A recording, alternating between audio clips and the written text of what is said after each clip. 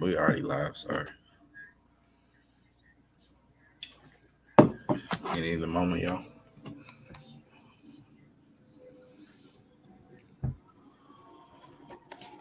I can just mute you if you want, bro. Take you out. Introduce you. Take you out the pod. I ain't gotta do nothing, boy. What wrong with you, boy? My bad, bro. I'm here to piss niggas off. I'm here to piss niggas off. We're gonna bury the hatchet once and for all. I feel like that's not gonna happen.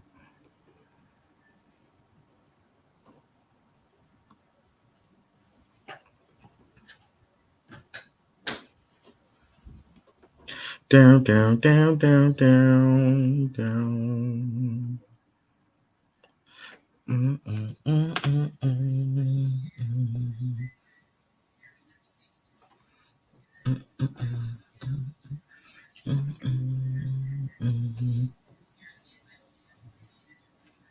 What Rose averaged that year with 25 and what sound? 25 sound. 25, 8, and 5. Trash. My bad.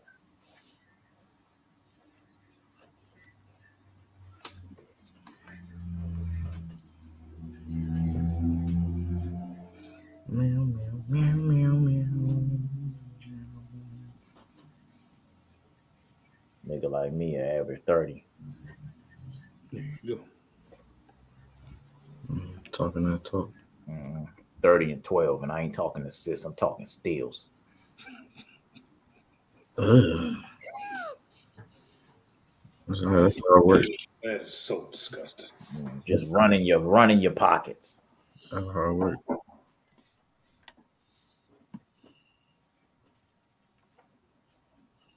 That's what we like, yeah.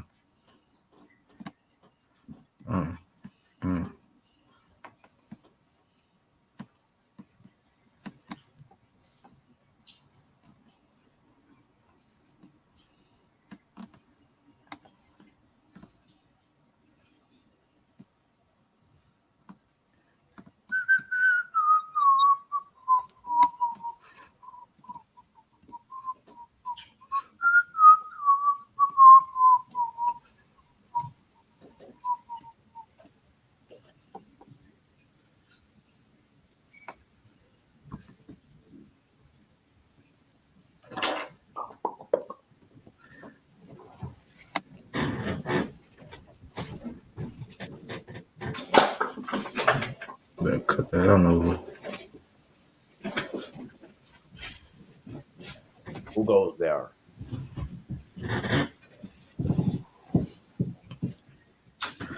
Man, I just caught myself.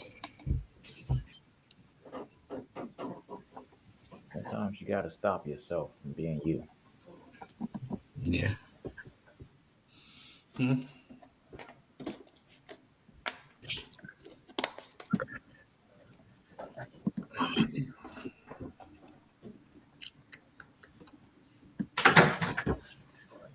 Almost done.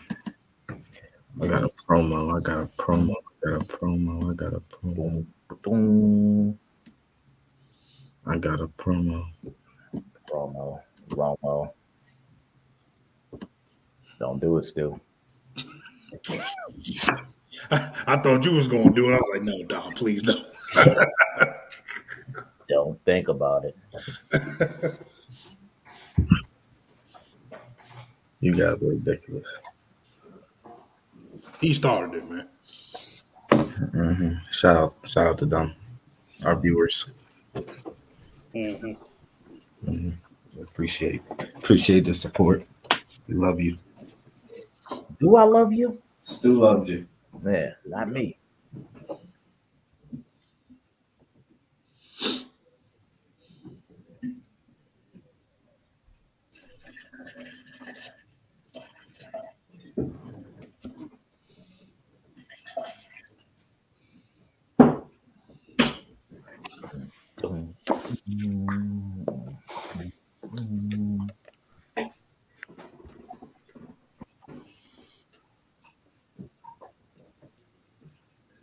Hey, baby. Hey, baby. Hey, baby. Hey, baby. What time is it? 7:06. I bet we're going live at 7:08 Eastern time. Central time. Man, You shout out.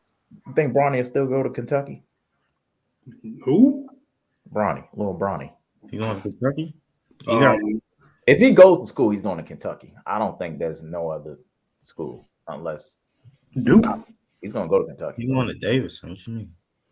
My boy going to Kentucky, man. His ass finna go to VCU, son. Ugh. What you talking about? No. What's that joint? He about to go to Mount Union, man. Oh God.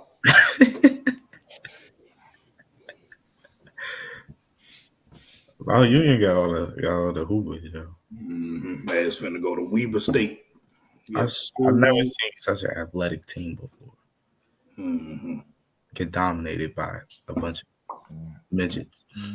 What was that team in like the 2015 March Madness that kept dunking on everybody? Was that Florida Gulf Coast? Florida Gulf Coast, yes, sir. On to go. Straight whooping on Georgetown's ass. Just dunking on What is going on? Why the breaks just happening so often? I was like, God damn, they got like 48 dunks this game. They was like, God damn. Lobs, all types of shit. Lives, niggas just cashing out from the corner three. I'm just like, what is going on? Yeah, March Madness different, man. I love it. Too bad that shit don't happen no more. Every so often, man. I need another one. I need another. You know me, Stu. I love a good underdog. You know I pick me a good underdog. I see one person on the team I like. I be like, What was your boy name from? Fletcher McGee. Yes, sir. Yeah, McGee. Oh, the boy that let us the fuck down. Yeah, Fletcher McGee, sorry ass, put up a duck against Kentucky or whatever blue team they was like, bro, you just need 2-3. Nigga was just bricking. It's like, this is your king, nigga. He's stinky. Bro, I was like, but he was making all these shots during the season. What is bro? He was legit coming off screens and just putting them bitches up. Just throwing them bitches up. I was like, my God, he was cashing too, bro. I was like, yes, sir. Mom was too big, pissed down his leg, man. Yeah, definitely. Not ready for the big time. He's no JJ ready. No JJ. Last name is McGee, man. I don't, can't do too much with that. And like, can I say something? Because I don't know why. Oh, wait, never mind. I know why this, bro. Because you said McGee, and I thought of JaVale McGee, and I just saw all the 50-point dunks ever, and JaVale McGee had one. Yeah, when he dunked 2 balls at the same time? Yeah, but you know what dunk that I think we don't give enough credit to? What's that? The Steve Nash and Amari Stoudemire dunk. The off the head? The off the head jump. I don't think we give that one enough credit. Yes, that's because Steve Nash is a magician. That just the off the head itself, and it was just so accurate. Just perfectly timed. Just all that chemistry throughout the years. You've seen it in that one moment, and that's what got him that 50. You probably thought they was going to do that in the game one time. No, Steve Nash don't give a shit. Yeah. Well, yeah, man, let's get this show on the road, man. Road on the show.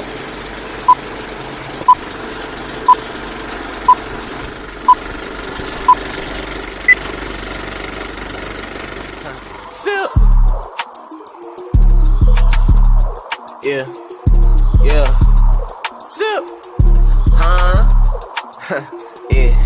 Big bet. Tell me what you niggas really know about big tech. These niggas be swines, might as well be made of pig flesh. Might make an appearance, but that shit just for the quick check. We the jiggy niggas in the city, bitch dipset. I just made a play and I got double back. In a day, what you make in a month, I'm making double that. I can make the money come easy, I'll never fumble that. I might fill the tub up 100 and take a bubble.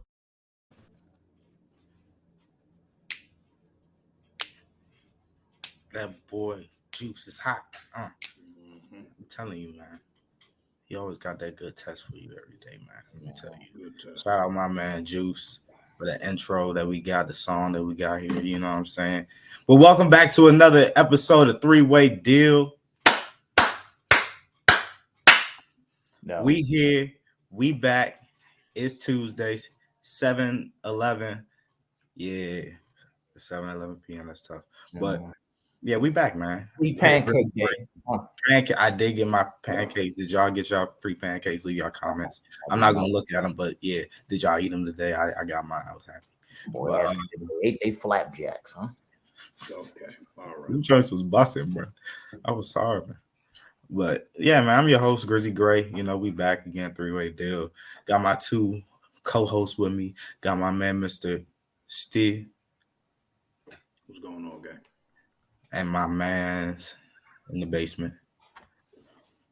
John Moran is superior. Okay. All right, he ready to start this already. Okay. All right, but we got a good show today, man. I'm gonna say that every time, but yeah, we got a good show today. We're gonna talk about a little bit about the MLB non-agreement, since you know that's in jeopardy of pushing back their season.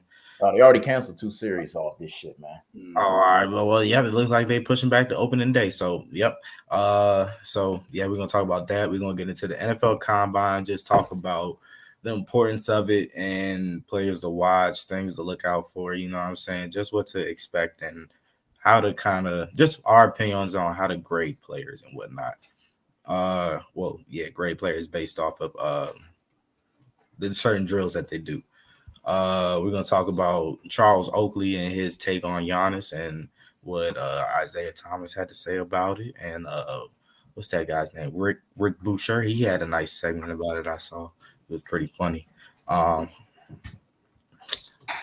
John Morant is having a hell of a season. And with this hell of a season, you know, it brings comparisons because, you know, where would the world be without comparisons or debates of who's better? Because somebody's always got to be better than somebody. No, we just can't appreciate anything. So, you know what I'm saying? On social media, I'm pretty sure we've all seen the comparisons, you know, between John Morant and D Rose.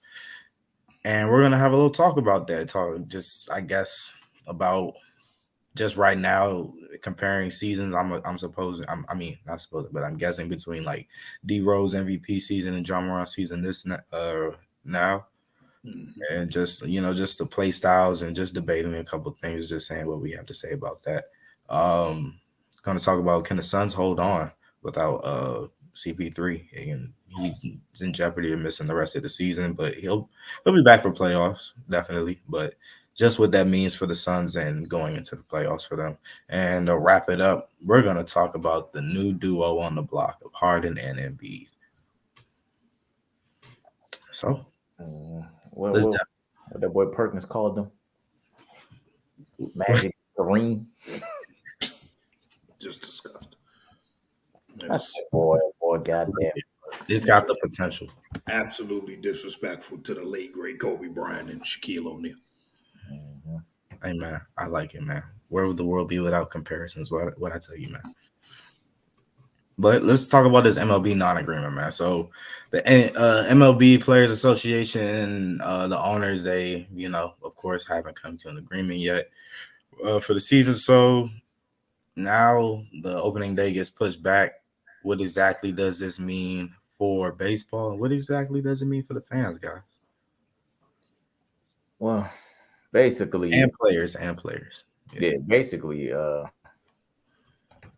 basically the players are trying to bargain shit and get more freedom. They see how like fun the NBA looks and shit like that. They're trying to bargain for some more freedom for the players. And basically the league's just not budging on none of that shit. Like they don't give a fuck about anything the players have to say. And it's looking like a stall out. And now we're at the point where they're about to cancel games. They already canceled the first 2 series. So open day, which was going to be what, at the end of the month? March 31st. 31st. Not anymore. Yeah, man. Owners they've always been very greedy in all sports, but particularly the MLB. They just won't give the players simple freedoms that they ask for. And, you know, you're having these guys play 162 goddamn games. They're making you billions of dollars a year. and you can't give them simple shit like stop testing me for weed every 8 days. Can't give them simple, extra day or two between games. They play 162 of them. Can't give them anything like that. So it's just, and they're trying to cut the games down. They're trying to handle how the per diem is given out on the road, and they're trying to deal with the arbitration. What arbitration is once you get drafted for a while, you're pretty much fucked. Yeah, for like 8 years. You can't be traded. None of that. Your free agency don't hit till way later. Mm-hmm. And you don't even have to be on the MLB roster for your arbitration to start. Like, it starts the minute you play your first single AAA, AA game. You're locked in. Say you get drafted now, you're probably locked in with a team till 2028, 2029, unless they trade you. And that's not no fun, man. You know what I'm saying? That's really, really stupid. I definitely agree with you guys because they definitely be locked in for the long, the long haul, long-term deals and whatnot. But I mean, I guess that's maybe what comes with the amount of money that they bring in. You know what I'm saying? You're getting paid all this money. I mean, like, I'm not trying to they say make the money. Yeah, you making the money, you know what I'm saying? But just because they bring in the damn money. You know what I'm saying? You are bringing in that money, but you know what I'm saying? Just because it's not like any other league where it's capped. Like, you know what I'm saying? There's only so much money that we can give you. You write anybody a blank check in the MLB for real, bro. Well, here's the catch with the MLB. So you don't really touch free agency until you're damn near 30. Mm-hmm. So by then, if you're not top of the line, top of the game, you're not really about to get money. Yeah, you're not about to get paid like how you think. Everybody thinks. And if you came up through the minor leagues, you weren't getting paid shit anyway. So that's kind of what they're talking about too, is the mid-tier players that have to go through the arbitration shit. And by the time they're damn near 30 and want a new contract, they don't get paid shit. Right. And it's like everybody sees the big contracts in baseball, and then they assume that everybody's getting paid like that. There's like 10 players that's getting paid like, the Mike Trout money and shit, the Fernando Tatis money like that. There's like 15 of those players, bro. There's hundreds of other players that don't get paid like that. So you got to find a middle ground somewhere. Either for one, I still think 162 games is way too much. Definitely. Way too much. Definitely way too taxing. That's a lot of fucking baseball, bro. That's a lot. You could drop that bitch down to 100, and that is still a good amount of games. It could be 115. 162? Man, that's a lot of games, bro. That is a shit ton. I got a question for you for that though. But I'm not trying to rebuttal it in like a certain negative way. But what would that mean do you think that since you would cut down games, you would cut down your roster size? Because less games means less fatigue. Less fatigue means you necessarily don't need certain players on your roster. Yeah, that's fine. Just pay the minor league players more, and it wouldn't matter because they'd be on those rosters. And the weird thing is too, when it's 162 games, a lot of this tanking happens more in baseball than any other sport. And there's good players that are 115 of them goddamn games, man. Yeah, there's players ready right now. They'll have players ready right now and have them in the minor league weeks longer than what they're supposed to do because they're trying to get more younger guys in so they don't have to pay the older guys. So they just keep a bunch of young niggas in that arbitration and they ain't got to really pay shit. Right. You got these young dudes on contract for 4 or 5 years.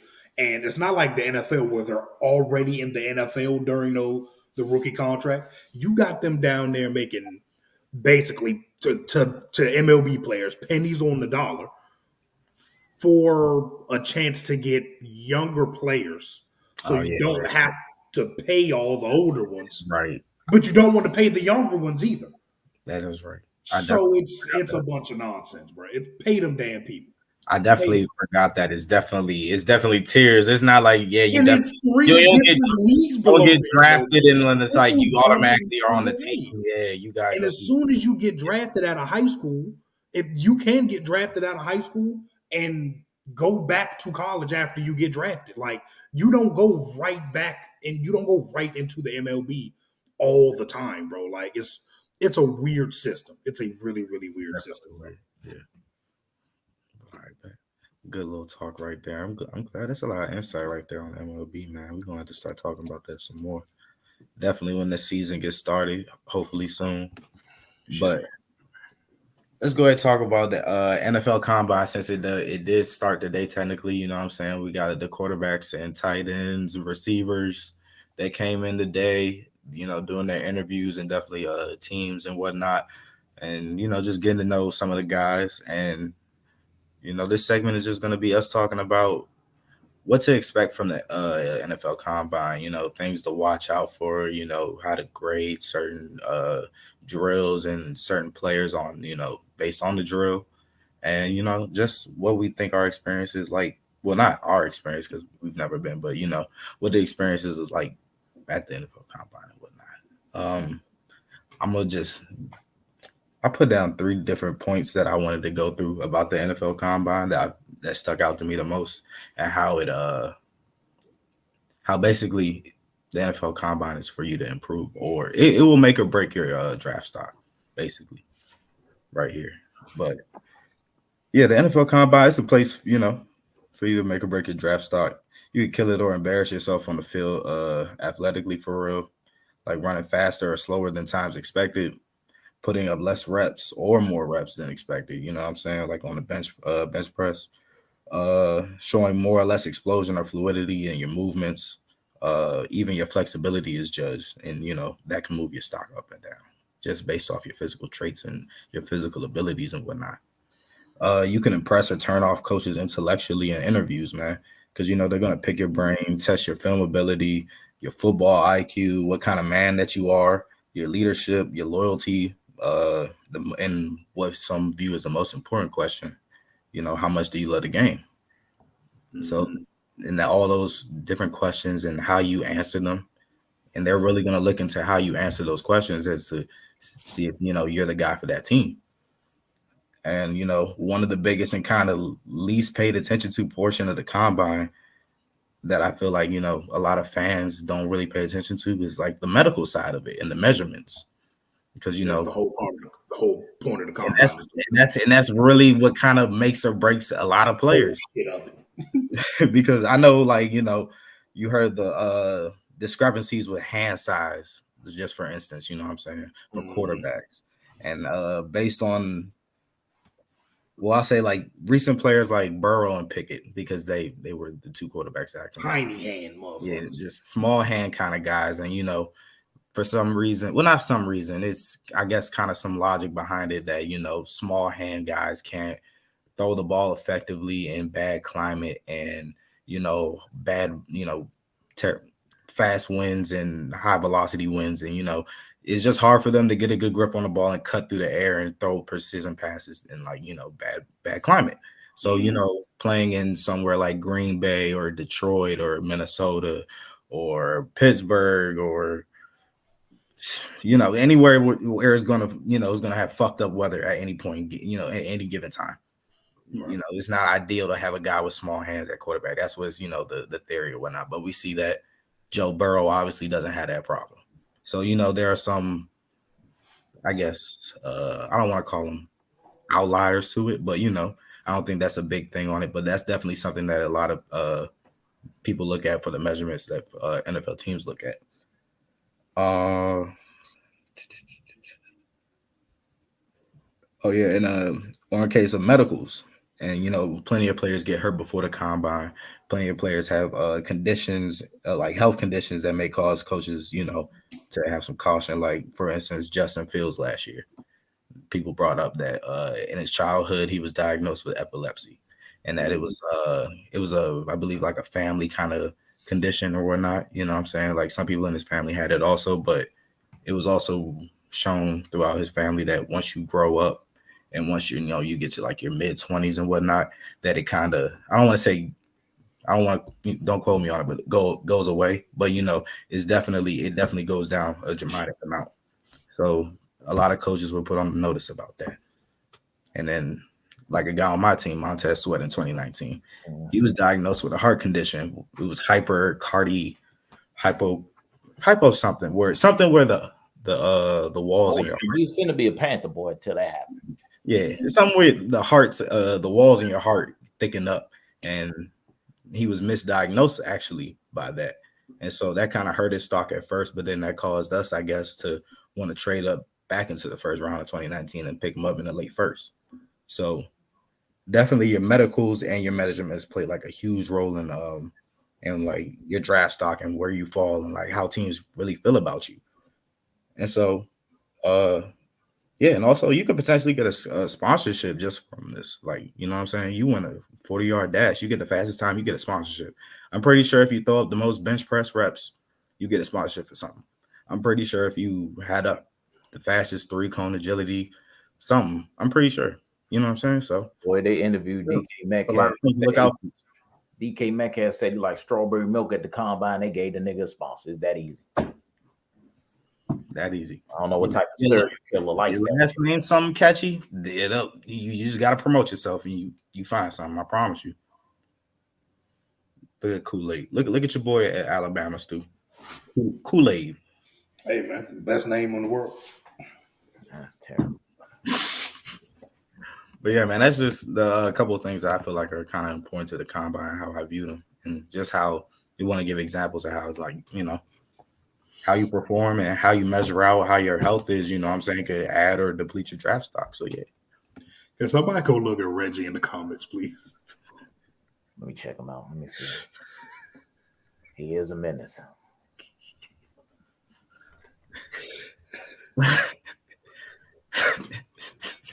Right, what? All the comments are turned off. There's something wrong with that nigga. I can't see it. He said he got the farthest punt in NFL combine history, 215 yards. What the fuck? So wrong, dude. All right, man. So the combine, like G said, most of the combine is just medicals, bro. It's just medicals, getting teams in there to see how you test medically. That's basically what it's all about. There's other parts to it that are very important, like just showing baseline athleticism. Like, all the teams have benchmarks for certain positions and shit like that. Like, you can't be a corner in the NFL and run under a 4.6. If you run a 4.55 or 4.58 or under, like, you probably won't make it as an NFL corner because you're just slow. You just slow, man. You just slow. So they have bench lines for that, like, and certain things like that. Interviews are definitely important. Gotta talk to the guys. They gotta pick your brain and do stuff like that. So and now that the interviews are appropriate, now nobody's gonna be asking what's your mom's underwear color and shit. Yeah, and all types of shit. Have you ever been, have you ever been in a gang before and shit like that? Yeah, now that's type stuff getting investigated. Yeah, they start putting the racism in the interviews. But we'll also find that you'll see certain drills are only for certain positions. Like, I'm gonna just tell y'all right now, everybody's gonna be pumped up to watch the offensive lineman bench press. It doesn't matter. It doesn't matter, not one fucking bit. It doesn't matter because you're gonna get one of them big ass offensive tackles out there who's 6'7", 315 and got 98.5-inch arms, but can only get 16 reps because they got to bring the bar all the way up here and then all the way fucking back down. Everybody's gonna be like, oh, he's weak as shit. That's not how it works. 185 nigga throwing it up 4 times. I'm not looking for that. And Treylon Burks gonna get on the bench because he's 6'3" and he gonna pump out 40 of them, and everybody gonna be like, "Oh, is Treylon Burks stronger than the left tackle?" That's why Aaron Donald got the way he got on the bench press. He got alligator arms. Yeah, little ass arms, man. So he can, he's right there with it. Easy. That's all it is, bro. Like 40 times for like nothing. Quarterbacks or running backs are doing this weekend will matter at all. Quarterbacks are throwing on air. Nobody gives a fuck about a quarterback's 40 time for real. You know what I'm saying? They don't care about your 3-cone agility. They don't care about none of that. Running backs, we're not going to see your vision. We're not going to see, you be able to jump cut and all stuff like that and see your power. So some of these drills just simply aren't going to matter for a lot of positions. Like for edge rusher, you got to pay attention to 3-cone. It's basically a big L with the cones, and they make you go up, down, up, back, and just change of direction. So And you're bent around the arc, basically. You know what I'm saying? So some positions are important. Some are important. Drills are important. Some are. But to me, the biggest thing for the players in the combine, unless you are hurt or, like recovering from an injury or like literally just got back off the injury. Thank you, Stu. And you're invited into the combine. Please go. Go. This is the only time all 32 teams are going to be in one place watching you do stuff. I don't care when your pro day is, bro. Unless you go to LSU, Bama, Ohio State, everybody's going to go to your pro day. But if you go to Tennessee, Chattanooga, and you get invited to the combine and your ass ain't hurt, you need to go to the combine. Mm-hmm. Nobody's going to your pro day on the same day that Michigan's pro day is. Nobody traveling to Ball State pro day. Yeah, nobody's going to Ball State pro day when Penn State is the same day. Nobody's doing that. So then a lot of players got to go to the combine, man. It is the biggest job interview of your football life. Please go to the combine if you have a chance. Just go. Yeah. Please. Unless you a lock, unless you a top 5. Yeah, like Evan Neal said, top 3.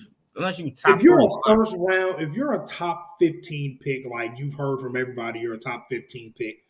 Maybe not, but I would still go because you can be higher. Like Travon Walker is a projected top 15 pick, 6'5", 280. He's going to go to the combine, run a 4.6. Jump like 37 inches in the air, have a great broad jump. His 3-cone is going to be crazy, and then somebody's going to draft him in the top 10. You just made $15 million doing a workout. Go to the combine, bro. Go to the combine, please, if you have the opportunity to. There's only like 300 or so invites or something like that. Definitely. Even though we've never been, make sure you go. Yeah, make sure you go so I can watch it on TV. If you see this, tell us about it so then, Yeah. I don't know about y'all. I blew my knee. Here you go. There you go. Not doing the 40-yard dash. We was getting a warm-up jog in. We got hurt during the warm-up. Yeah. Turf. Non-contact. He was doing jumping jacks. It was non-contact, bro. Yeah. It was complete tear. You got something to say, Don? You want to talk about the combine? Talk about just what to expect from it, or just the biggest thing people are looking for is your athleticism, man. Because that shit is a booster. But at the same time, you can be athletic as fuck. It ain't gonna matter once that tape get turned on. Yeah, it's gonna matter, but where you drafted at though. Yep, that matters. We've seen it for years. We've seen a wide receiver go run a 4.2 and this nigga fuck around, become a top 10 pick. Can't catch a goddamn ball. He couldn't even catch. He was like, he's the fastest person ever drafted. God damn it, he dropped that ball today, but shit, he got fast as hell.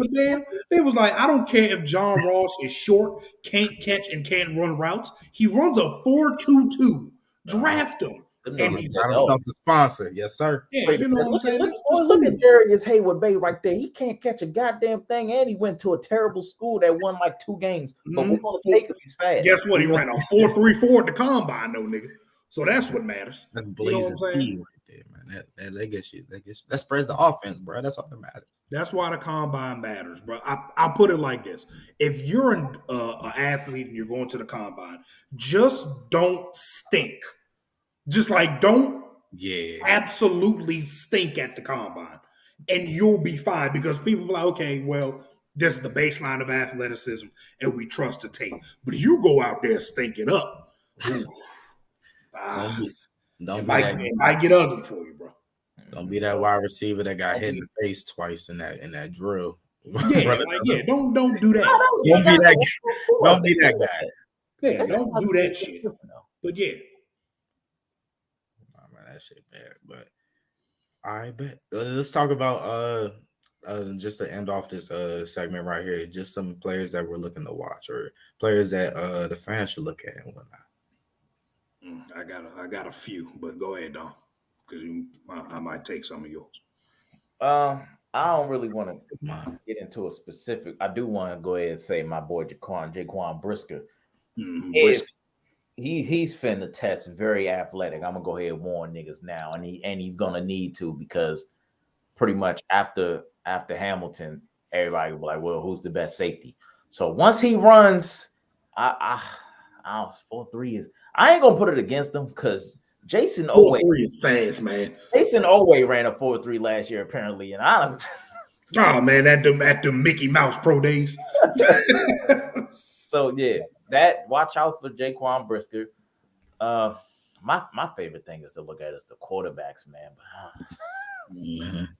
I'm so mad. Y'all just want to know who's gonna throw at the fathers. That's all you want. I just want to see the zip.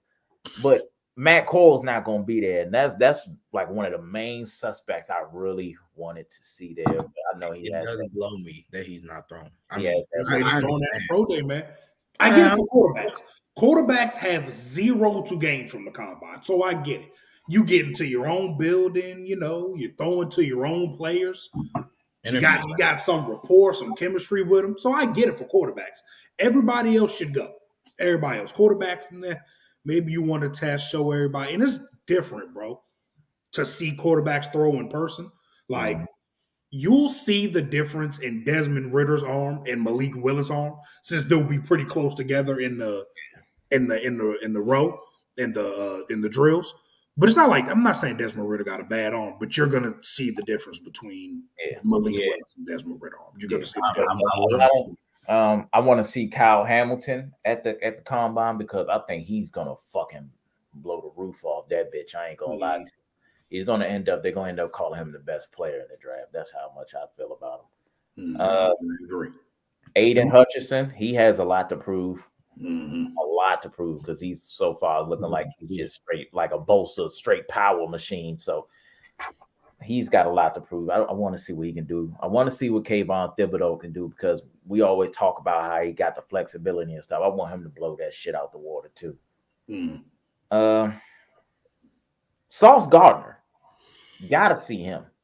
Not I already know he's gonna be athletic, he's gonna run fast, this, that, and the third. I want to see his field drills.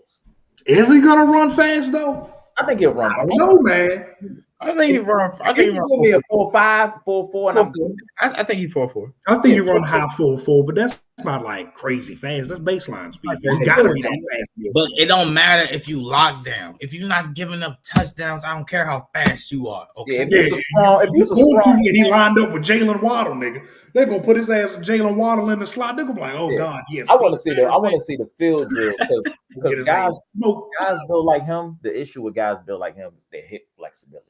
Definitely, they don't have. They can't break down and close because they so damn far from the ground. Yeah, something special. I think he'll test fine though. I think Sauce will test fine. I want to see a lot of the receivers run the 40. Of course, that's my main thing with receivers. I want to see where you speed at, boy. But I also want to see hands too. And my last guy is my boy David Ojabo, because I want to see everything. This is my weird fetish. I like when they keep telling me about how these African players come through and they ain't played football till like they junior, senior year high school, and they just pull up at the combine doing 50 fucking reps on the bench and then running a 4.2 and shit like that. That shit amazes me, bro. So I want to see what his numbers look like, man. Niggas don't understand. He just started playing football. He did like 3 years ago. He didn't want to play football. He wanted to play basketball for real, bro. So I'm ready to see what the fuck he gonna do. Oh boy, you are hilarious. There's a story. There's one story that every single year never ceased to fail. One every guy. Single one. Yeah, he migrated in from Nigeria. Didn't play football. Didn't play football till like his senior year of high school. All of a sudden, got 15 offers. Exactly. It's always like somebody on defense too, bro. It's a corner or edge. That shit happens every year, bro. Hey, son. Y'all niggas funny as shit. Bro, I do. It happen every year. He's not lying. Ojabo and Hutchinson are going to test really well. So the rumor about Hutchinson is at their pro day last year, he ran like a 6.35 on the 3-cone. On the 3-cone. That would be like the fastest ever by like a country mile, like the fastest ever. I didn't see that on tape. But if he goes out there and runs a 6.55 on the 3-cone, just throw the number one. Just throw him at the. I don't give a damn about Evan Neal. I don't give a damn about no Ike Ekwonu. Okay, about none of that shit. If he can change directions like that at 6'5", 280, with his speed to power, you take him number one. You give Goodell the card now. I don't give a fuck about none of that other shit. But a few guys I really, really can't wait to see. Of course, y'all know I love my boy Kyler Gordon from Washington, corner, 6'2", 200. Them boys fuck them field drills up. Them Washington boys. They do. Him and Trent McDuffie going to test crazy. But Kyler comes from, I think he did like kung fu and battle and like dance when he was younger. Yes, so sir. he's very flexible and just multiple as an athlete. One of them niggas. I think he's gonna jump like 11 feet in the broad jump, bro. He's gonna run like a 4.38. He's gonna jump like 40 inches, bro. He's gonna blow up the combine. Then I got another corner from UTSA, Tariq Woolen, former wide receiver, 6'3.5", 205. They say he's gonna run a 4.3 and he could threaten to run a 4.2. He has good tape, but he's at a lower level school. I haven't watched majority of his games. I maybe seen 60 snaps of him, but he's a solid player. If he runs in the 4.3s or the 4.2s at 6'4", he's going to be the first pick off the board, or one of the first picks off the board in the second round. And we got Travon Walker from Georgia, number 44. Pretty sure everybody that watched the Georgia football game could have recognized him. 6'5", 280, crazy strong athlete. I think he'll run like at 280. I think he'll run like in the high 4.5s, low 4.6s. He's going to do really well on the bench if he does it. He's just a really good athlete, man. And I think he moves very well. And then my last one, as y'all know, this has been my wide receiver one since last year, Treylon Burks.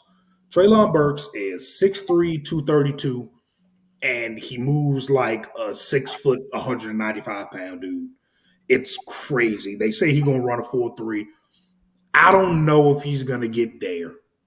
I think you'll have like 4.45, 4.42, 4.41, something like that. But if he gets into the 4.3s, he'd probably be a top 10 pick, bro. Like, they're not going to make the same mistake they did with him or with DK.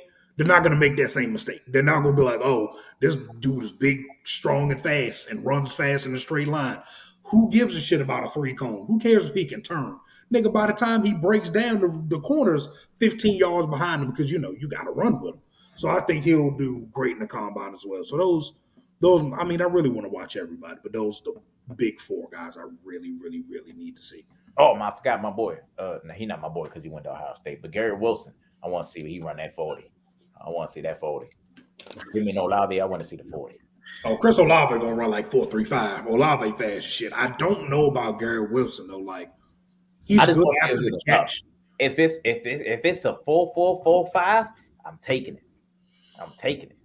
If he runs anything below like a 4.47 or 4.48, I don't know what you could do with him early in the first. Because he gets open. He reminds me of Judy a bit, and Judy was faster than him. He reminds me of Judy a bit. He got like his route running is crazy, but it's not like crisp. You know what I'm saying? Like he's like long-limbed, long-legged, like it's a herky-jerky out there. It makes niggas fall and shit like how Judy's did, but it wasn't like crisp like who's a really crisp route runner? Rashad Bateman or Devontae Smith or somebody like that who's down to a T like a technician. Garrett Wilson will embarrass you, but Garrett Wilson also trips on his own feet a lot because he's trying to cross your ass up like Kyrie, and that's cool. But I don't know how fast he's gonna run either. So if he runs a 4.5, man, I don't know. He'll probably be back half of the first round. He's a good player though. Mm-hmm.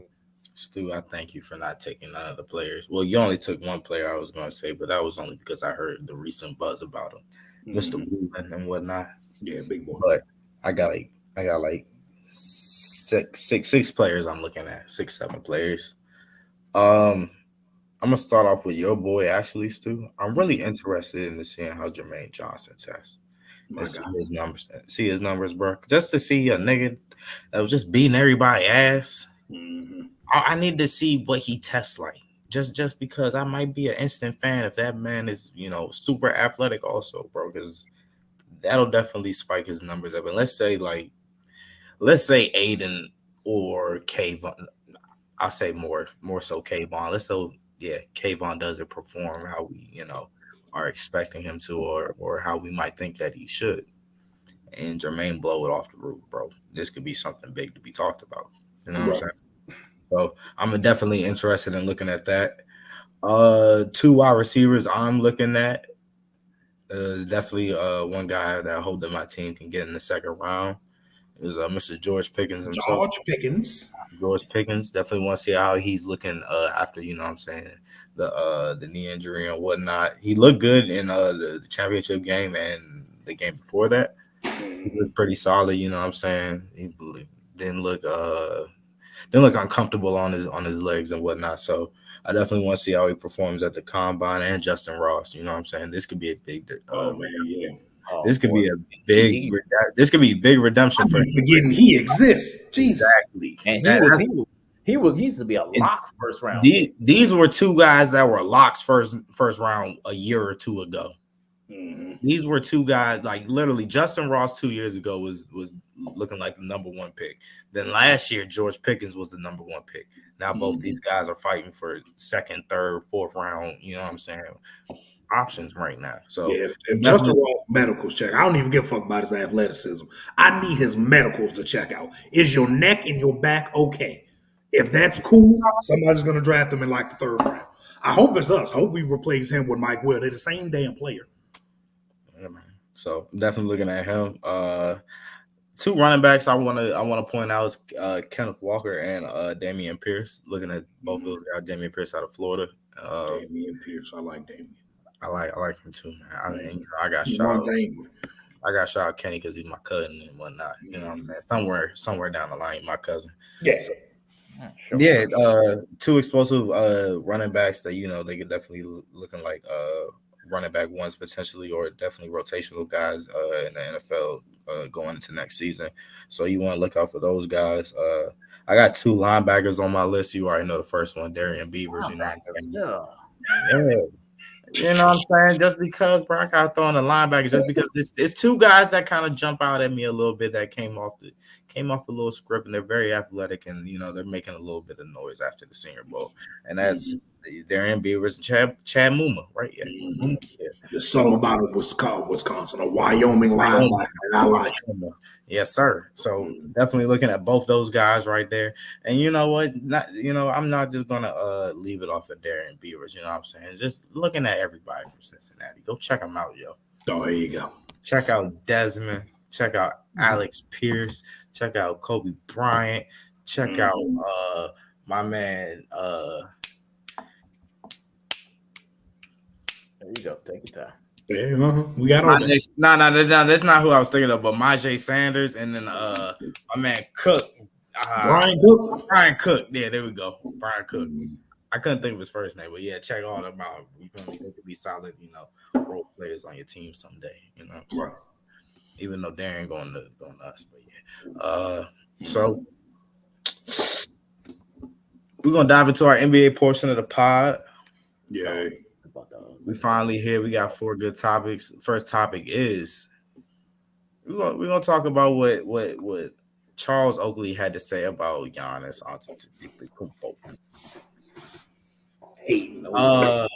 Hating ass old niggas, man. I tell you, man. Charles had the audacity to go on a podcast and say, and I definitely mean audacity, because this is crazy that he said that, but that Giannis wouldn't be the type of player that he would be back in the 80s or 90s, and that he wouldn't have the success that he would have. He wouldn't be an MVP. He'd be a bench player. He'd be 6-man. He wouldn't be physical enough to deal with the physicality of back then and whatnot, even though he's bigger than the most physical guy that old heads tell me about, guys like Charles Oakley himself and Bill Laimbeer and like it upsets me the disrespect that Giannis gets, and I just have three points that I just want to say right quick before I give it to you guys. You know what I'm saying? Open the floor, but for point number one, Oakley said, I'm gonna reiterate two things right quick. Oakley said that Giannis wouldn't be able to handle physicality back in the day, and like I said, Giannis is literally bigger than Bill Laimbeer. He's bigger than Charles Oakley. He's bigger than Patrick Ewing. You know what I'm saying? He's literally the same size or bigger than most of the guys that you had back in the day that were bullying. You know what I'm saying? 6'5", 6'6" guys and whatnot. You know what I'm saying? So I'm not understanding the disconnect there with why you don't think that he could bang with guys that are literally smaller than him. Number two, Oakley also said that Giannis would be coming off the bench. And there's one interesting thing that I think about that somebody made, and I just want to point it out that if there was a league where Giannis was coming off the bench, then Oakley, you wouldn't be in that league. Yeah. You wouldn't be in that league. You be playing for the G League Ignite, nigga. Cut it out. Like you say, all the all-time NBA, everybody that ever put on an NBA uniform, and if Giannis is on the bench in that league, you're definitely not in that league at all. So that's one of the things I took away from something that I saw, and that, like, why are old heads and you know what I'm saying, the older generation of NBA players constantly looking to disrespect or looking to, you know what I'm saying, not approve of the newer players and the younger players and the newer styles and whatnot, just because it's not what they did. You know what I'm saying? Like, and the one thing that I really don't get about it is like, why Giannis, if Giannis is literally the only suit, I would honestly say outside of Dame, but it's not working out for Dame.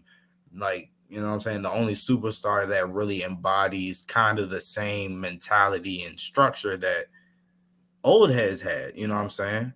He's came out publicly and said that he doesn't want to team up with other superstars. He wants to, do it the old-fashioned way, you know what I'm saying? He doesn't want to get traded. He doesn't want to leave Milwaukee. He's in Milwaukee, you know what I'm saying, until he retires. Well, you know what I'm saying? That's what he says now. I'll say that for now. That's what he says now. He'll be late 28, don't worry. Yeah, you know what I'm saying? He doesn't run from the grind. He's a physical basketball player. His style of basketball early on, and definitely when he came into the league, now he's, being more confident at three. But it's not like he's Steph Curry out there or James Harden or something, or even like LeBron-ish with handles with the ball at the 3-point line. You know what I'm saying? So it's not like he's there yet, he may get there, but his style of game kind of embodies more of like, older styles and whatnot. Just because, he's a, you know what I'm saying, take it to the basket kind of guy, get the rebounds, you know what I'm saying, play down low. And like you guys said in earlier podcast, you know what I'm saying, if you put Giannis at the 5, he's the guy. So definitely he's a leader and he's a champion. So I just don't understand why older crowds and older players are hating on Giannis and whatnot with all the things that he's done. It's just dumb, man. It's just a really, really dumb argument to me. You get a lot of older guys saying that this generation wouldn't make it because 70s and 80s and some parts of the 90s defense was so much better. Defenders were better, so much more physical. Violent defense does not mean it was good. That because you clothesline somebody does not mean that you played good defense. That's not what that means. That means you physically attacked somebody playing basketball. That's what that means. That does not embody the sport. They allowed y'all to do that shit because it was crazy back then. Okay, so that's my first one. And they say that defenses are not only more physical back then, that they were better back then because of the physicality. Defense didn't get worse throughout history. Athletes didn't all of a sudden get worse defensively. They didn't lose defensive principles as time went on. You know what happened? Offenses got better. Offenses have been evolving forever. Now, if you took a picture of a high screen and roll in the middle of the 80s, there's going to be 4 people at the top of the circle, not at the top of the arc, at the top of the circle. Now you run a high screen and roll, and it doesn't even have to be like a crazy shooter like Steph or Dame. It could be goddamn Darius Garland. Your big man is 30 feet from the basket. There is so much more space for these gifted athletes to make plays for themselves and plays for each other. It's just harder to be good on defense because offenses are better. That doesn't mean that when the score was 66-65, 10 minutes to go in the fourth quarter, that defenses were better. Offenses just fucking sucked. That's the only thing. Yeah. And then you get to Giannis wouldn't handle the physicality. Okay. I don't know what this athleticism kink these old niggas be having where they think athletes have gotten worse or not as physically strong. I don't know if either one of y'all have ever seen Giannis Antetokounmpo. I don't know. I don't know if y'all watched the basketball or anything like that. But he's 6'11", 250, and he's all muscle. I want you to go picture Bill Laimbeer. I want you to go look at Robert Parrish. I want you to go look at David Robinson, who was 7'1", 220, and he was a center. And I want you to compare him to the physique of Giannis. David ain't had nothing to do with this. Bro. Are you kidding me?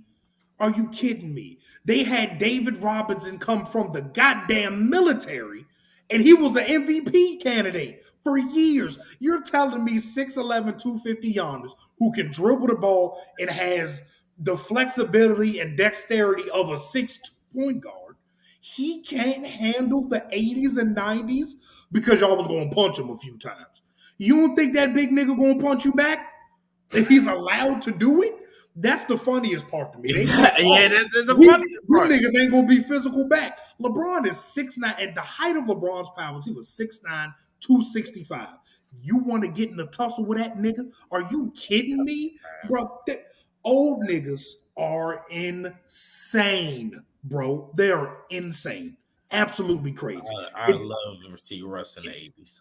Are you kidding me? Like, bro, could you imagine Zion going up against them niggas in the 80s? Bro. They couldn't even handle dudes without physicality back then.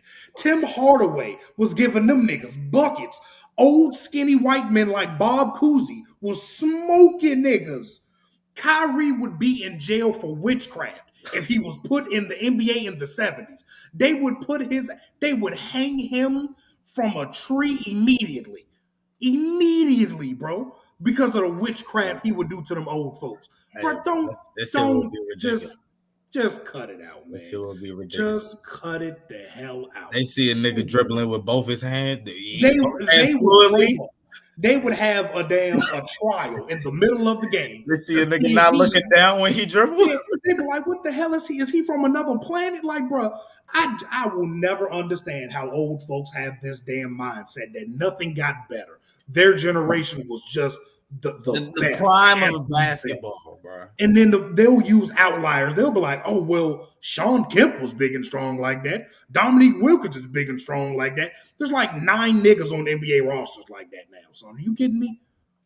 Like, come on, bro. Stanley Johnson is 6'7", 235. Dude, Stanley Johnson looked just like Dominique Wilkins. He ain't as good. But there's guys like that riddled just all over the NBA now, bro. Yeah. And I'm glad we have guys like Isaiah Thomas who will just be like, look, man, shut the hell up. No, I'm glad we have guys like him and Allen Iverson, man. Thank God. Definitely. Like you really mean to tell me, Giannis, I'm in the 90s, I don't have to improve my 3? I could stay in the paint and beat ass the whole game? And I can be extra physical just like y'all being with me. Boy, he'd average 40. Niggas are crazy, bro. They're It's crazy, a lot bro. of disrespect, bro. A nigga Oakley was never good. He was good at fighting, not good at defense. He's good at fighting. He's a fighter. And that's okay. That's what they allowed back then. That's the enforcer. fine.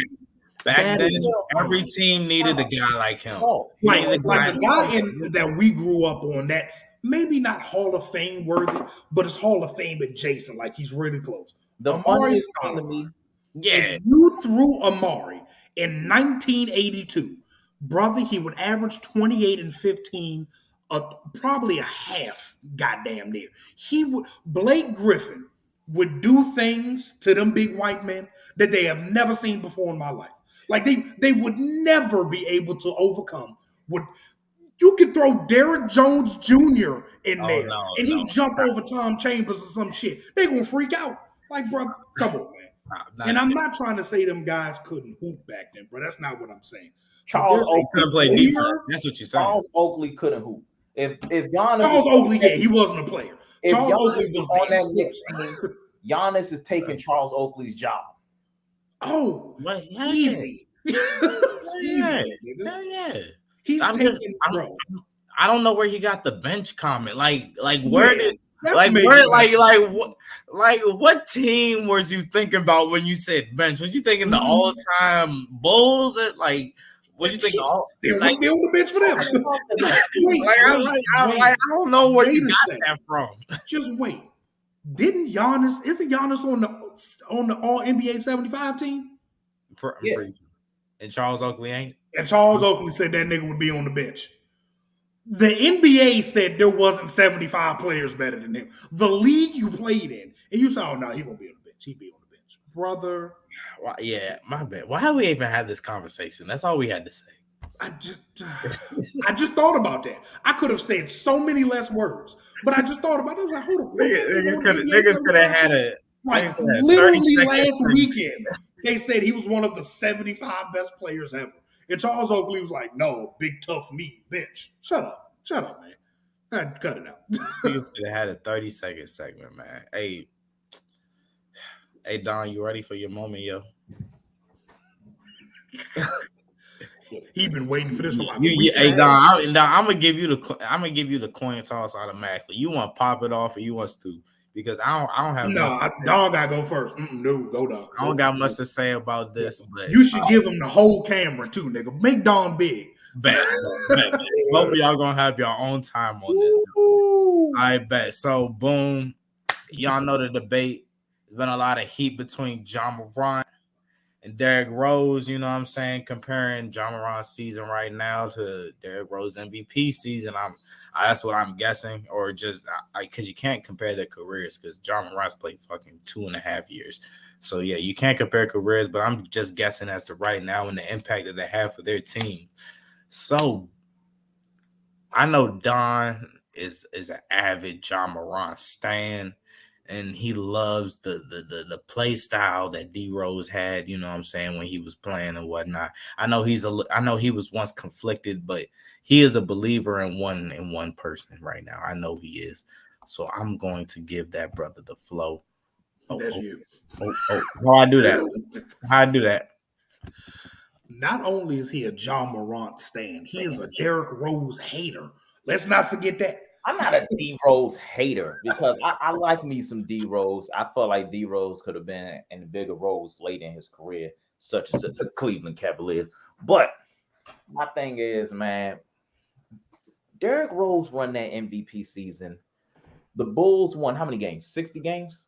60, either 60 and 22 or 59 and 23. His stat line was 25, 8 and 4, number one team in the East. Bro, when I tell you niggas are doing that right now, Donovan Mitchell had the best team in the West, and he averaged 26. He wasn't even thought about as an MVP, nigga. And he shot way better than D Rose. Come the fuck on. Come on, bro. John Morant is averaging 27, 6, and 6 on 49%. And he averages more points in the paint than big niggas. Are you kidding me? Are you kidding me? Compare the teams. Let's compare the teams. That Bulls team was the best defensive team in the league. No doubt about it. And only 7 niggas was playing. Yeah, you had Boozer and Noah. They were hurt a lot. By the way, Noah was a Defensive Player of the Year candidate. But Luol Deng was locking up any nigga on the wing possible. Yeah. When you play the Bulls, all right, we facing Braun tonight. Okay, cool. We facing KD tonight. Cool. Oh, excuse me, Don. The Bulls went 62-20. My bad. 62-20. 62-20. Shit. 20 wins against Western Conference teams, by the way. That had KD, who was the scoring champion that season, I believe. Yeah, probably. Probably. Yeah, probably. It was either KD, Braun, or Kobe. You know, one of them three. Exactly. That's all I'm saying. The shit D Rose did at that time, niggas are doing now. And it's normal. Yeah. It's normal as shit. What John Morant is doing is shit we never seen before. We never seen a point guard this dominant in the paint. The team around him is good because of him. Okay. We ain't know who the fuck Desmond Bane even was last year, bro. We ain't know who the fuck he was. Jaren Jackson Jr. just started getting good this year. He stayed hurt all the fucking time. That's great, man. Yeah. Huh? Oh, Cool it on my man Triple J, yo. This is my thing. Nostalgia is such a disease. Such a disease. It's a sick ass. It be kicking my ass. It's a sick ass disease where we think because we grew up watching an amazing time of this happening, that it's the best thing we will ever see. We will never see it again. It won't get past. Yeah, Melo better than Harden. I don't even want to hear about it's a slower game, bro. It was 2010, 2011. It wasn't that goddamn slow. It was transitioning to a fast sport. All right, this ain't 2004, nigga. It was 2010, 2011. All right, relax. All right, like, bro, it's not much to think about. You see it. Oh, D Rose dunked on niggas. John Morant don't dunk on niggas. Did you not just see him? He did just put that man on the poster. Rest in peace, y'all. What a 50 piece. Yeah, 50 team. What about D Rose MVP season made it so significant over John Morant's season right now? What about it? The team was good. The team was good. John Morant's team is worse. If that Bulls team faced this Grizzlies team, they beat the fuck out easily. Grizzlies will never see 100 points. Them niggas probably wouldn't even see 80 points in a series. Jesus. Like, are you kidding me, bro? Bro, John Morant right now, this season is way better than D Rose MVP season. It doesn't take rocket science. It takes literally your eyes to see it. Just look at the shit. Look at the shit, man. I promise you. D Rose got that MVP trophy because he was the best player on the best team in the league. Now, I will give D Rose his credit. He had to be. He was an amazing scorer. I'm not taking credit away from him. But y'all are taking credit away from Ja. It's the same shit. He's the best scorer on the team, and he gets the team going more than D Rose did. What's there to talk about? And people act like D Rose with this lock-up defender on that team. He wasn't. He was okay. He was solid. Okay. I ain't got to do much when Luol Deng is locking shit up, stealing everything in the passing lanes. And Keith Bogan's locking up, you know. Oh, here you go. Just Keith Bogan's fetish. Nigga sick. Like my guy, yo. Keith Bogan's my guy. I'm gonna say it time and time again. Nostalgia is a disease. We see T-Mac all the time and think he one of the greatest we ever seen. He ain't never did shit, bro. He never did shit. Our best memory is the 13 bullshit. You feel me? Allen Iverson.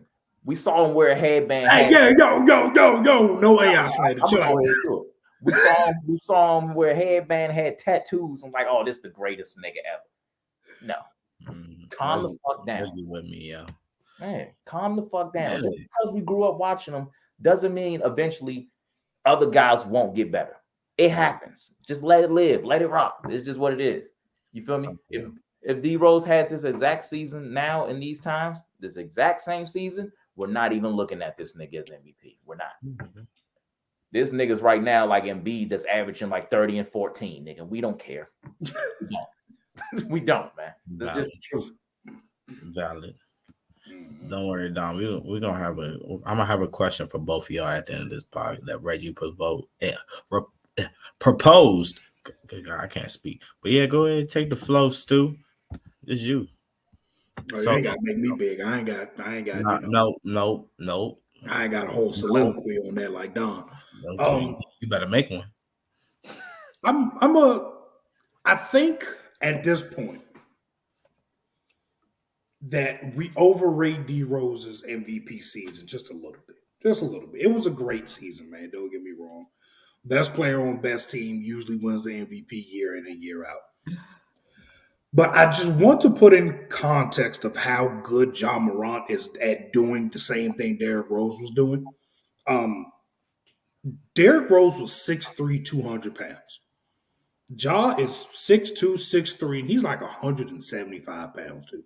Like he's going into the paint with these giants and finishing over top of them, doing reverses and cool shit like that.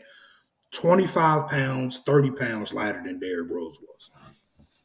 I think Ja at this point is clearly he's a better passer. I do not care about the assist stats. There was a year Ricky Rubio averaged more assists than LeBron James. LeBron's the better passer. I don't care about the 7.7 assists, the 8 assists Derrick Rose averaged that year. Ja's a better passer. Ja's a better shooter at this point.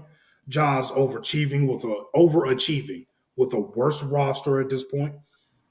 And I think he's a better shooter as well. Like they shot the same amount of threes, but I feel like Derrick's threes were a little bit more contested because his team didn't have a lot of spacing out there. There wasn't a lot of big-time three-point shooters in that starting lineup. I mean, they had Culver on the team. They had OG C.J. Watson out there. They had Ronnie Brewer couldn't shoot for shit. Who else they have on that damn team? Of course, they had Luol Deng that could shoot a little bit. They had some guys that could spread the floor a little bit, but nothing crazy. I still think at this point that D Rose might be a little better. He might be a little better, man. I don't know. Might be a little better because athleticism wise, it's really amazing to see what Ja does at his size. But to see how fluid and how springy D Rose was at 200 pounds at 6'3", bro, that shit was crazy to watch. It was really crazy to watch. I think the difference is Ja raises the floor of your team because he's such a good playmaker. Like, he makes everything so much easier. And D Rose makes things easier because he draws attention. He's not a playmaker like Ja is. Ja is an excellent passer. But again, D Rose is the better defender. I think D Rose is probably still the more skilled scorer, man. It's not easier to score in today's NBA, but in 2011, D Rose faced better defenses in the Eastern Conference than Ja's facing in the West this year. That's just my opinion. And I probably could back that up just by thinking, Celtics, Heat, all really good defensive teams. Yes. Probably top 5 defensive teams in the league, and they had to play them guys in the playoffs, you know what I'm saying? So I think it's really close, bruh. But D Rose stands got to get out of that nostalgic stage. By next, if Ja continues this hot ass streak he's on right now, by the end of the season, I'll probably admit it. But I cannot argue with the MVP. He won the MVP, the most valuable in the league. In a league where LeBron was in his prime, I think Kobe averaged damn near 30 that year. KD was in his prime. D Wade was still in his prime. You had Dwight Howard. You had Dirk still really good. You had Darren Williams and them boys balling. Chris Paul. You had a whole bunch of Hall of Famers in the league. D Rose won that MVP, bro. That matters for something. And not to say Ja can't win an MVP or won't, but he ain't winning it this year.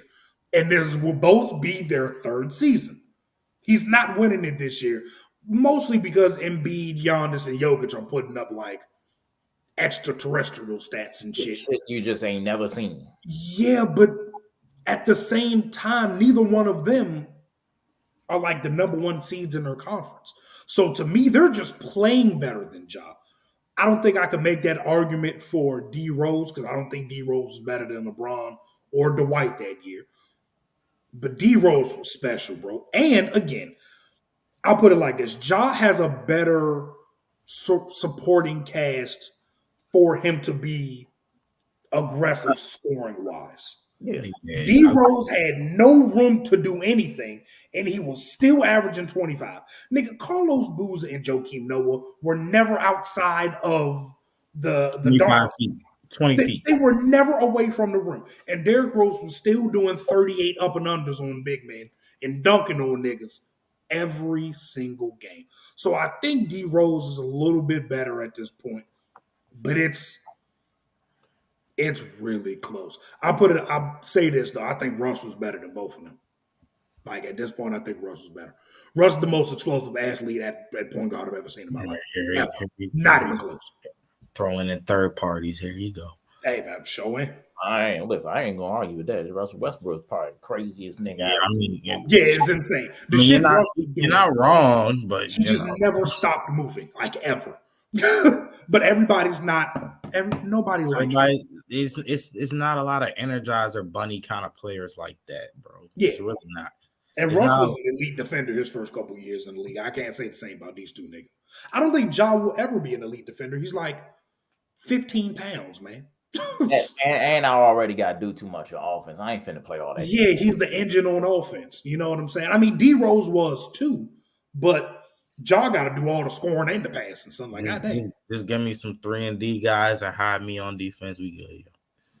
Yeah. I don't even think they need to hide him. I just think he can't guard the best guard out there. But that's what you get Dylan Brooks for. Dylan Brooks is one of my favorite, most hated. I hate playing my team playing against Dylan Brooks because he's an asshole, but he's a really good defender. He's a really good player. He's been missing Dylan Brooks basically all year. So that's another thing you could put in favor of John. Maybe he wouldn't average 28. He'd average 24 and a half if Dylan Brooks was there. 26. Yeah, I mean, which is fine and shit like that. But I'll give the edge to D-Rose slightly for right now, man. Slightly. Oh, no, definitely. I'm with you on that, bro. I'm definitely this man has the man won the MVP against Bron, Kobe, Dwight, D-Wade, you know, Tim Duncan. I'm assuming he was still relevant or in the conversation at that time. But you know what I'm saying? Yeah, bro, just being able to win an MVP in your third year like that. Like we got an MVP ever. The youngest ever. Like that's tough. Obviously, you won it for a reason, regardless of how, you know, we feel. Because, you know, me and Stu, I know definitely me and Stu share similar what's the word I want to use?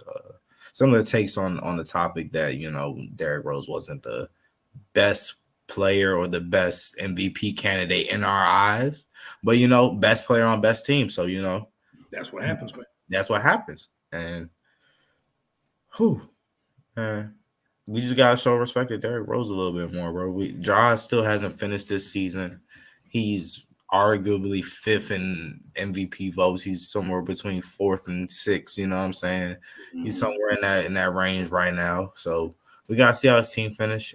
Definitely, D Rose did have the better team. I will say that he had the better supporting cast for you know, team success. I will say, not necessarily an MVP case or necessarily you know, your personal stats, just like how you said aggressive scoring, like how Ja could be right now. So, you know, it's just definitely different things you got to take into context with it. But D Rose is still got the edge for me also, so I will say that. Let's go dive into the second to last topic that we got for the night. Can the Suns hold on, man? CP3 fractured his right thumb. He's going to be reevaluated in 6 to 8 weeks. If he is out 8 weeks, he's going to miss the rest of the season. With that being said, CP3 having to miss the rest of the season, we all know that they're probably still in good shape, considering that they were you know, favorites to win the title and, you know, number one seed in the West. So just considering that, you know what I'm saying, with 8 weeks left there, I don't see them, bombing out anywhere. I don't even think it's possible. I'm pretty sure it's possible, but I don't think it's gonna happen that they bomb out of the playoffs or anything like that.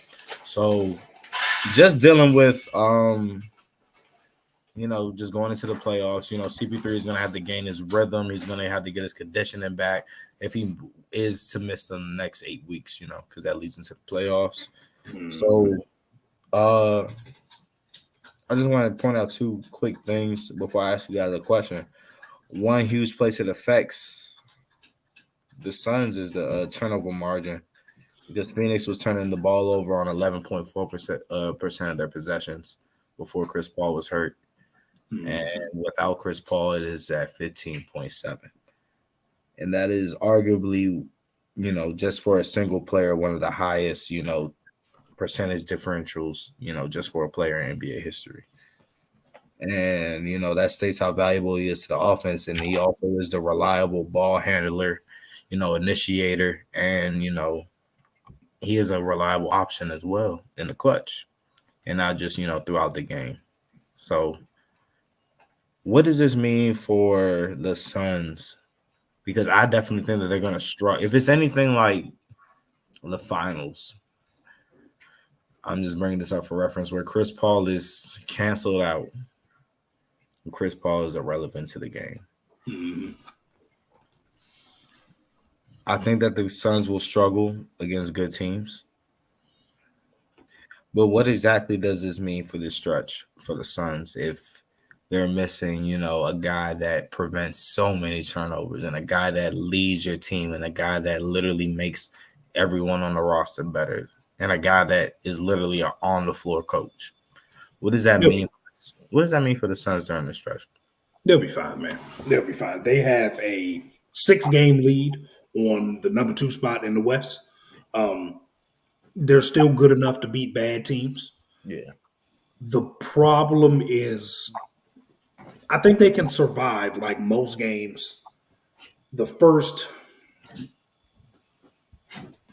40-ish minutes of the game, but the last 10, 8 minutes of the game where you need to get good shots and you can't turn the ball over, that's where they're going to miss CP3 because he never turns the ball over. And at least if you don't get a good shot, he's not going to turn it over. So you're going to get a shot. At least you're going to get a shot at the basket. So they'll probably struggle in late games, but it's not like they're going to be playing all playoff teams for the rest of the year. And I still think like they could beat teams. Like they almost beat Utah without CP3 the other day, but their bench, it's been a struggle this on and off this year for that bench. I think they should have went after Eric Gordon at the deadline, personally. But they'll be fine, man. As long as they don't get another damn injury, like if Bridges or Booker or Ayton gets hurt for any significant amount of time, then we might look at them falling into the 4th seed, 3rd, 4th seed range, because like there's 6 games up on the 2 and the 3 seed. Golden State and Memphis both have 43 wins at this point. Maybe they fall to the 4th or 5th seed, bro. But still in the playoffs. But I don't think they will. I think they'll be, unless, like I said, an injury, I think they'll be fine. They'll finish with 56, 57 wins. That's good enough for the number 1 seed. Unless Memphis or Golden State just go on a crazy run, which I doubt. I think they'll be fine. They'll be the number 1 seed. And as long as Chris Paul can come back healthy, I at least think they're going to make the conference final. So they'll be fine in the long run. Yeah, I just think the guys around just got to step up. That's all. I mean, I've seen one game. I forgot which game it was. That Booker had 10 assists. Yeah. It's not like he's a bad playmaker or anything. He can play. So as long as the other guys just step up, should be fine. I want to see a little bit more aggressive scoring from Devin Booker because they're probably going to need it more. And for DeAndre Ayton to finally realize that he's 7 feet. Other than that, they should be fine. I mean, it's a well-coached team.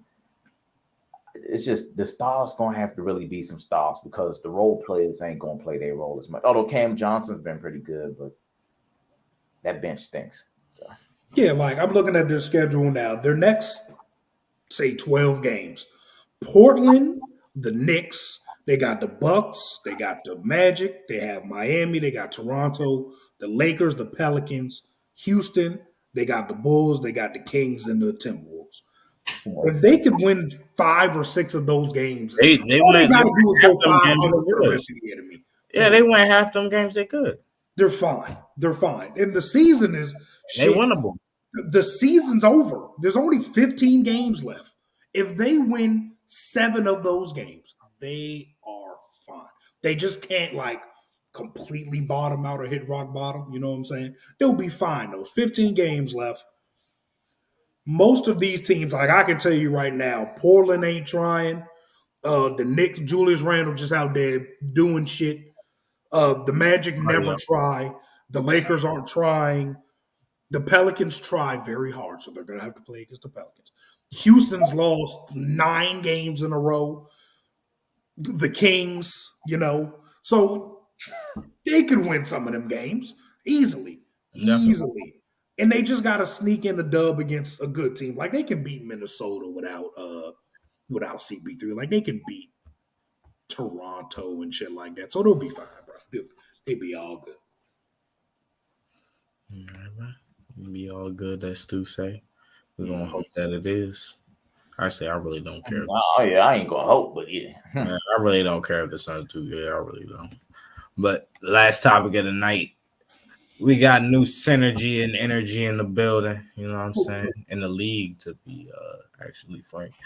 You know, the new trade of Ben Simmons and Harden, you know what I'm saying, respectively, between the 76ers and Nets. You know, Simmons still getting back in shape, you know, getting into the groove of the team, but Harden was able to make his first couple of appearances already. And it's, I mean, you know, it was the Knicks and the what was that the team? I can't remember. The Knicks and who did they just play? Hornets? I don't know, but they was fouling the shit out of Embiid. Embiid had like 27 free throws or something. Yeah, he had like 27. He had 37 and went to the line. The Knicks. That was the Knicks game. That was the Knicks game. It was like the Hornets. It wasn't. Yeah, it was somebody in the Knicks. Yeah, somebody in the Knicks. Yeah, but yeah, it don't matter. Harden had a triple double the last game they played. Yeah, so yeah, but you know, that's the new duo on the block, and that's the new talk on the town in the NBA and whatnot. And to me, it looks like it's beautiful synergy, bro. You know, they're gonna continue to be a problem if they remain healthy between both of them. You know what I'm saying? I don't really think it would matter. I mean, let me not say really think it would matter. It's gonna matter, you know what I'm saying, who the role players are, who the guys are beside them. But when you got just a force like those two guys and how the way that they've already exhibited that they can play, and once they get more chemistry and more games under their belt, they could really be dangerous to the potential of what the old heads are saying. You know what I'm saying? I don't want to project it too early, saying they're Magic and Kareem and Kobe and Shaq. I'm not saying anything like that, but they hilarious. Yeah, I'm not saying anything like that, but they could be on their own little duo projectile plane and whatnot. You know what I'm saying? They could be on their own little status or their own place on the totem pole in that lane. But it's just hard to play against them, bro, because you got to choose between them now. You know what I'm saying? With the way that they play the pick and roll, the way that they structure the offense, you can't play both, or you're literally sacrificing easy buckets at the paint with somebody like Matisse Thybulle or leaving somebody like Maxey open or something like that. You know what I'm saying? You can leave Thybulle, but yeah, no. That's why I said Matisse cutting to the basket. That's why I said I specifically specified it. Anything else you ain't got to worry about. But even if he's cutting to the basket, I'm fine. Cutting to the basket, yeah, that's why I had to say that. He's Andre Roberson-esque out there.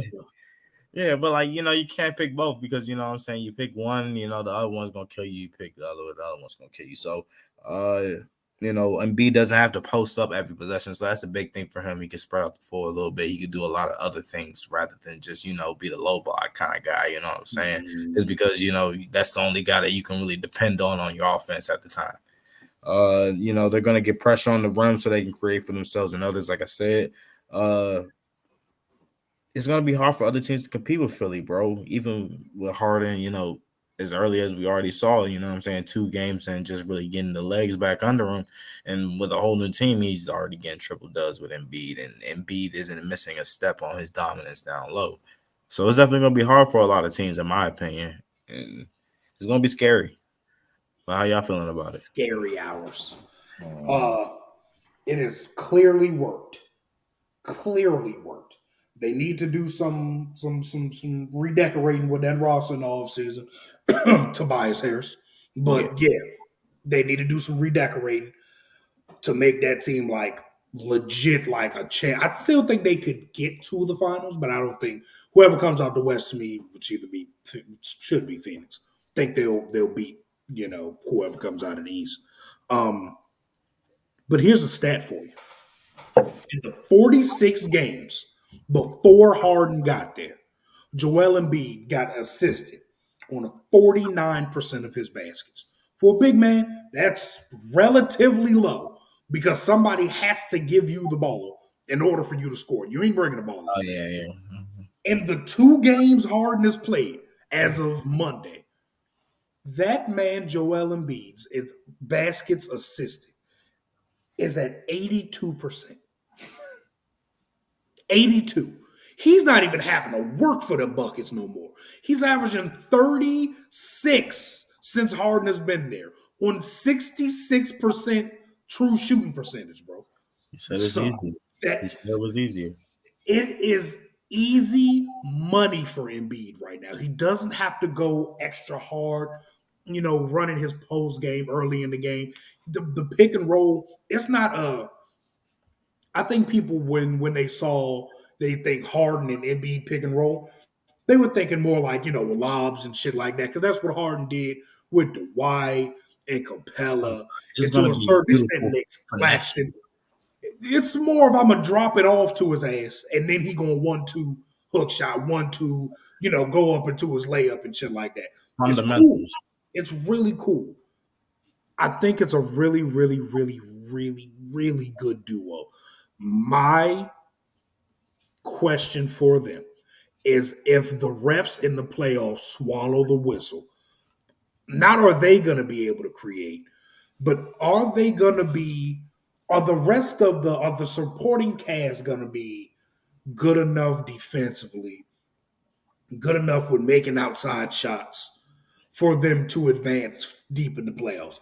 I have no faith in Tobias Harris. I have no faith in guys like George Niang. Guys like Thibault's a really good defender, but I think he's overrated by most people. Stronger wing players be beating his ass. So I think he's he has to defend smaller guards and use his wingspan. Maybe I'm overestimating a little bit, or maybe I'm not watching enough. But I don't know how far they'll get with the roster construction, but that duo, as of 2 games, is looking very good to me. I don't know, Stu. I think just for the simple fact that it's different now, bro. Because you didn't lose a point guard because Ben Simmons was technically your point guard there. You know what I'm saying, your ball handler. So you didn't lose a point guard. You may have lost a defender, but you definitely gained. You lost an elite defender, but you definitely gained the offensive power that you want, bro. You know what I mean?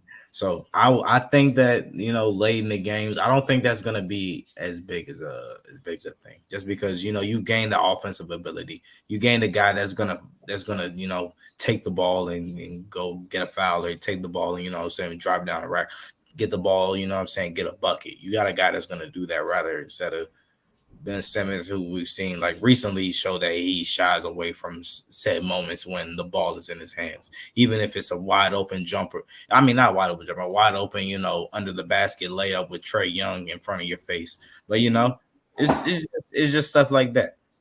That I just feel about. Yeah, no, I get you. I'm just scared that the refs aren't going to call as many fouls as they are in the playoffs.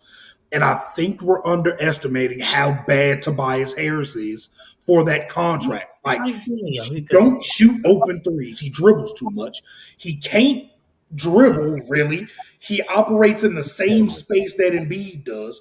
And he don't defend. He don't rebound. He don't do shit. Kill me He how got max. he always trying to get a mid range. Like he not DeMar with it to where like you can like go looking for your mid range. It's not like a book it. He's not He be a forcing plus it. It be player blowing like me. that. That's kind of why I like Harden being here, because when I watch the games, now it's like, Tobias, nigga, move. You gotta move, get out the way. So like when you watch him now, they're forcing him. Because my issue with Tobias Harris is I don't understand. Is he's a good 3-point shooter? He don't shoot him. He don't shoot him. He is. Now, lately, he has been shooting them, and it's like, nigga, you kind of have to now, because I'm taking the mid-range away from you, because nigga, it's already crowded now. I have Harden. The only shots you gonna get now. Yeah, so now you have to shoot these threes, nigga. So if he stays in that role and don't try to, they pay me they don't pay you to do anything, nigga, just calm down. Right. And like when you're facing this duo right now, discipline. You gotta be defensively sound facing these niggas. I know everybody's complaining about the Embiid fouls, but I'm watching the games. He's getting fouled every time. Every time. If you want to put the problem with that is push your body, that's a foul. That's a foul. People be wrapping his damn elbow up. They're like, that's not a foul. They be like, it's not a foul because he's so big. That's a foul. It's a foul. That's a foul. I don't give a fuck if he was big show size. That's a foul. I understand. You may not be able to guard him, but the least you can do is be disciplined and disrupt the shot. Make him score over top of you. Stop getting him comfortable from the line. And then when late game comes, his ass jab stepping you to death and hitting fadeaways on you. Now he in a rhythm. Now, once he's hitting that mid-range, it's curtains, nigga. It's over. Because you can't guard him one-on-one. And you can't not foul him because he's bigger and stronger than you. So it's curtains. So your best bet is like Mitchell Robinson. Mitch, your hands should never be lower than his damn face. If you're facing, one-on-one guarding him face up. What are you reaching for? I know you got long arms and shit. You might be able to poke the ball away. But Joel Embiid is going to rip through and get that foul call every time. Every single time. So when you play them guys, like you said, you got to be real disciplined with them dudes, man. Or you're going to give up 41 free throws to Harden and Embiid, and they're both good free throw shooters, so they're going to make 33 of them. 33, 34 of them. And then you're cooked. Don't let it be an on game for Harden from 3 or something like that either. Then you're really fucked. Don't forget, he gets his ISOs out here. He getting his ISOs in Philly. Okay, he's still going to do that. He's still going to do that. If he want to ISO. The last thing that's kind of bugging me about Philly is I still don't. Y'all know who the head coach is. That's all I'm going to say. I'm not going to say nothing else. It's the coach. Why you remind me of that? Because I want to hop on the Philly bandwagon. I'm not gonna lie. That was my first thought when it happened. I like Harden, Embiid, my guy, and I was like, who coaches that team? I was like, this is gonna be some OC shit, and then they throw that in my head. I'm like, it's only gonna look nice for another 6 weeks, and then then they get to the second round of the playoffs, and shit hits the fan. So I'm not going there. No. I'm sticking with I hope Giannis and them get out the East again. You know what I'm saying? I'm with that. So, yeah. I definitely want to see them in the finals, bro. Or the Bulls. Reds, Bulls. I love me some Zach LaVine now. Mm-hmm. Actually, I'm cool with that. If the finals I'm saying not the final, but in the Eastern Conference, is the quarterfinals correct? That's when, semifinals. That's when it's 4 teams. For semifinals, we got a nice Bucks. I'm not saying these are the matchups, but Bucks, Bulls, Philly, and I guess Miami. Miami, yeah, my bad, Miami. They're the number 1 team in the conference. Yeah, Miami. Well, I keep forgetting about them. The thing was, I wanted to say them before I said that, but then I just blanked out. There's nothing cool about watching Miami. The thing is, I do like they're a good team. I like the players on it, but all of them together, I'm just like, yeah. It's a very boring team. Bunch of gritty niggas out there. I like Bam a lot. Running sound offense, getting layups and shit. You don't see them on the highlights on Twitter. You don't see them on ESPN. They just very well coached, very well. Bam is win. obscene defender. You Bam know, is Jimmy's cool. still a good defender. It's a boring ass team though. I do think Spoelstra is the best coach in the NBA, but I've thought that for a while. Nobody does He's it. up there. He's up there. Off the top of my head, I can't think of them. He's up there. He has a Spoelstra don't get his flowers, man. Hit the boy. Oh yeah, elite coach. He's a very, very good coach. Definitely. Very, very good. He Wouldn't get a team together, man. Excuse me. I think that's a pod, yo. Actually, my gamblers, man. Jaylen Brown's out, man. The parlays and stuff. Jaylen Brown is hurt, man. Trae Young came back from his injury, but Jaylen Brown's parlays. Nigga braided his hair, and now he got weekend. Yeah, everybody remember, go bet on the NFL Combine, son. It's in 2 days. We betting 40 times. We betting on the 40 times. Short shuttles, 10-yard splits, all that shit. I'm betting on what punter can bench press the most. That nigga got one time to pull his hamstring in the 40, and I'm gonna drive to Indianapolis and take it a damn leg off myself, son. I'm telling you. I got 2 questions for you guys actually before we get off this joint. Real short and sweet. All right, but all right, bet. So we got the combine, during this week and whatnot. If you had to give me 2 players, right, that you think is going to make the biggest rise after this combine, not pro day, just after this combine alone, just after this week alone, player that makes the biggest rise, player that makes the biggest fall. Derek Stingley is falling.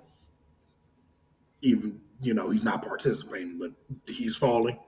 And Kyler Gordon, I think, because you don't see him in a lot of first rounds, except for, like my guy Daniel Jeremiah. But yeah, Kyler and Derek Stingley, that Liz Frank injury has ended careers, bro. Like, if anybody remembers San Antonio Holmes, if you remember, San Antonio stopped being good when he was like 27 years old. He just fell off the face of the earth. It's happened to a lot of players. That's a tricky injury, man. And he's still dealing with that from the beginning of the season. Whew, shit. I don't know, man. That's tough. So Stingley falling, Kyler Gordon rising. I also have Stingley falling, but I have my boy Brisker. I'm on the Brisker train right now. He finna rise the fuck up. Jaquan Brisky. I think I wish London Drake didn't hurt his knee, bro. Drake London? Mm-hmm. He niggas would have fell in love with his field drills. Who? Drake London. Drake London. Listen, let me tell y'all something about Drake London. I don't know if he's slow, but he's not fast. So just get ready. I was saying field drills, not the no. I understand that, but if you can create the subtle separation, you know what I'm saying? Mm-hmm. Yeah, he does that well. Like, he'll be fine. Like, all them niggas would have seen him run them routes. Just win. You know what? If you're a winner, that's all that matters. Just win. Yeah. When they see that nigga route tree, they're like, fuck that, man. Yeah, he's fine. Like, he's a solid route runner. He's not going to be – I need people to realize 6'5" niggas aren't going to be good route runners most of the time because they just can't sink their hips like smaller guys can. They're just for me, the tall guys – yeah, for me, the tall guys is what is the other methods you using to get open? Are you a good like hand fighter and shit like that? The little stuff like that. Are you Can you commit offensive pass interference and not get called for? Yeah, you know who the best at the league at that is? Jamar goddamn Chase. Jamar will put his hand on the back of your fucking neck at the end of the route and push your ass out the way, and nobody's ever going to notice because he does it every time. Every single time. He's really good at it. Can you do shit like that? Let me go ahead. More Penn State. I think my boy Jahan Dotson. He ain't gonna drop. Jahan. He ain't gonna drop a single pass. Yeah, he got really good hands, man. Strong ass hands. Little guy, but strong ass hands. Mm-hmm. I'm not gonna lie. One player I think that is gonna drop, but I think that they'll make a nice case at their pro day is Mr. Matt Corral. I think Matt Corral draft stocks just drops just a little. Well, actually, let me not say that. I think his draft stock depends on how the medicals go because I know he's going out there for his medicals and interviews and whatnot. So depending on how that goes and whatnot, I think that definitely depends on where he lands. Whether if he's a late, I'm not even gonna say late. I'll say whether put him in that first no more. Yeah, I'm just gonna say first because I really don't know where I know he could go real live between. And the more I look at his tape, from 10 to 32, he can go fall from anywhere from right there. It's that Ole Miss offense, bro. It's weird. It's a lot of RPOs, a lot of screens, a lot of shit that makes coaches feel comfortable with him running vibes, man. I'm looking at one read, and he already got the ball out. That Jalen Hurts vibes. Nigga, that's giving me, and I know they are not the same player physically, but it smells a lot like Justin Herbert at Oregon, nigga. He threw 3 passes, a screen, a fake screen, and a fly. That's it. That's all he threw at Oregon, bro. So it's hard to judge quarterbacks like that. They don't throw. Lane Kiffin was like, look, we have really good athletes. Throw them the ball and let them do shit. We don't need you going 1 to 2 to 3 and then resetting and getting back to 2 and shit like that. Fuck all that. Throw a screen, brother. And that's what he did for the entire season. So it was hard to gauge him regardless. Man, and now with that injury, but I hope he does good at his pro day, though. But I think the only way I feel like that is just because he is the only one that, like, he's the only quarterback that we're talking about, like, in this top 6, right? The top 6 quarterbacks that we have that's not a senior, you know what I'm saying, that didn't go to the Senior Bowl. I think he is a senior. I just don't think he went to the Senior Bowl because of injury. I think he's my bad. Yeah, but we didn't see him. He's the only one. Excuse me if you're not. So he gets hurt in the first quarter of the bowl game. So we don't see much. We don't see much. You know what I'm saying? So and then you miss out on the Senior Bowl, and the other guys get to improve their shit. Malik Willis take all the shine.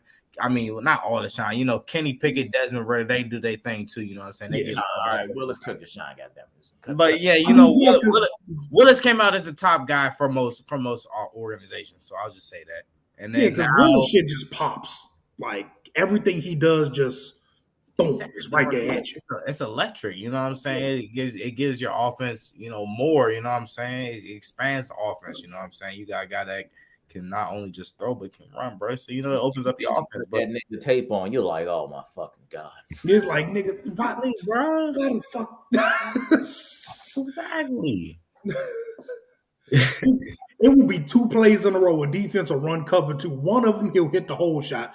The next one, he'll throw it straight to the sinking defender. Right to that nigga. I'm like, okay. Let me turn this shit off before I get mad. Give me Black Carson Wentz vibes with that shit. Way I see him fuck up. Good God. Like one play, he'll miss a slant and take a sack. The next play, he'll break off of a sack and throw a 60-yard touchdown. I'm like, oh, bro, you get on my goddamn nerves. His tape was just hilarious to watch, dude. But yeah, man. You know, now you got Matt Corral missing the NFL Combine. Well, just the athletic portions of it. So you know, it doesn't. I feel like, you know, the medicals. If you grade out good medically and your measurements and whatnot, you know what I'm saying. You know, your ankle, or I'm sorry, I forgot what injury he had. I know it's to his. Yeah, I think it was his ankle, something like that. Yeah. Ankle, knee, leg injury, whatever happened to your leg, you know what I'm saying? If it's looking like you on schedule, and I know some scouts were talking about it, looks like he's ahead of schedule and whatnot. So if that's true, and you know it's looking like your shit good, then you know it would not negatively affect your draft stock. I don't think. At least not by a lot. If it does, you know, maybe by like a pick 2, 3, just because, you know,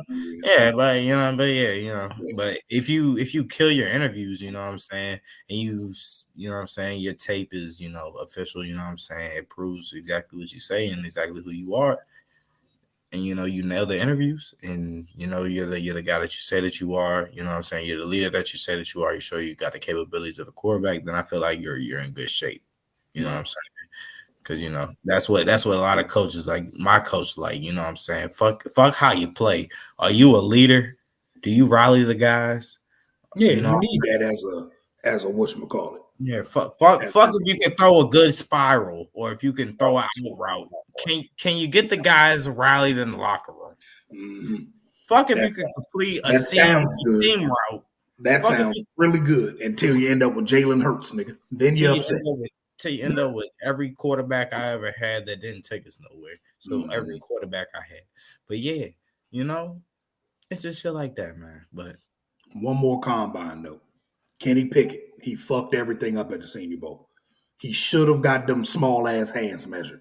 Now, the entire week he's there, they're going to be asking him about them baby ass hands. They're going to be asking him about it the whole time. And the rumor is he's going to have flat out 8-inch hands. Flat out. Double jointed. I feel like his thumb double jointed. I think that's real or he lied. Probably real, but that don't fucking matter. Just get your hands measured. You're gonna have to do it anyway. Get your fucking hands measured, Kenny. We know you got little hands. I don't want to hear nothing for you. I ain't gonna lie. I would look at Joe Burrow a couple years earlier. And if I think I'm that dude, then I'm that dude. Like, fuck my hand size. I'm that dude. But see, the difference is Joe Burrow threw 63 touchdowns. That is also true. Kenny Pickett ain't do none of that shit. Burrow could have had 5-inch hands. You threw 60 touchdowns. Come on, let's go. Maybe that's just a confidence in me, bro. If I'm that nigga, I'm that nigga, bro. Like, if he has 8-inch hands, those would be the smallest of any quarterback ever to ever play in the NFL. Ever. Like 8-inch flat.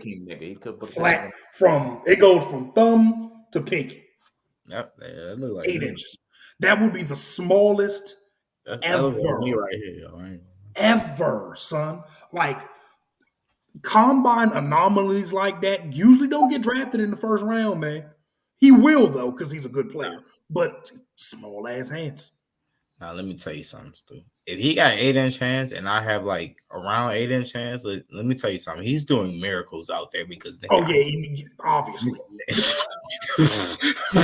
Baby ass hands, man. Look at these hands. I could barely throw like 30, 40 yards. I'll tell you that. He's a good player. He's just old and he has tiny hands. Man, fuck that nigga. Oh my God. Okay. What you talking about, man? That's finna be your quarterback. You exactly. Yo, Kenny Kirk. Yeah. We're getting an old line.